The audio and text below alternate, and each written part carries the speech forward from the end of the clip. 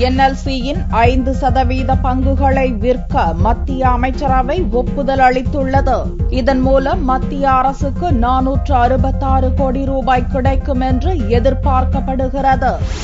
மத்திய அரசின் பொதுத்துறை நிறுவனமான நெய்வேலி பழுப்பு நிலக்கரி நிறுவனத்தில் அரசின் வசமுள்ள 5% பங்குகளை பொதுமக்களுக்கு விற்க மத்திய அரசின் பங்குகள் விற்பனைத்துறை முடிவு செய்தது. அதனால் NLC தொழிலாளர்கள் மத்தியில் போராட்டம் வெடிக்கும் என்றும், எனவே இம்முடிவை கைவிட வேண்டும் எனவும் பிரதமர் மன்மோகன் சிங்கை முதல்வர் ஜெயலலிதா வலியுறுத்தியிருந்தார். இந்நிலையில் பிரதமர் மன்மோகன் சிங் தலைமையில் பொருளாதார விவகாரங்களுக்கான மத்திய அமைச்சரவை குழு டெல்லியில் வெள்ளியன்று கூடியது.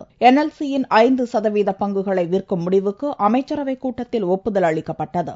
மும்பை பங்குச் சந்தையில் NLC-யின் ஒரு பங்கின் விலை வெள்ளியன்று 3.64% உயர்ந்து 58 ரூபாய் 80 காசுகளுக்கு விற்பனையானது. NLC-யின் 5% பங்குகளை, அதாவது 7.80 கோடி பங்குகளை விற்பதன் மூலம் மத்திய அரசுக்கு 466 கோடி ரூபாய் கிடைக்கும். மத்திய அரசின் பொதுத்துறை நிறுவனங்களில் 10% பங்குகள் பொதுமக்கள் வசம் இருக்க வேண்டும் என புதிய விதியை செபி அமல்படுத்தியது.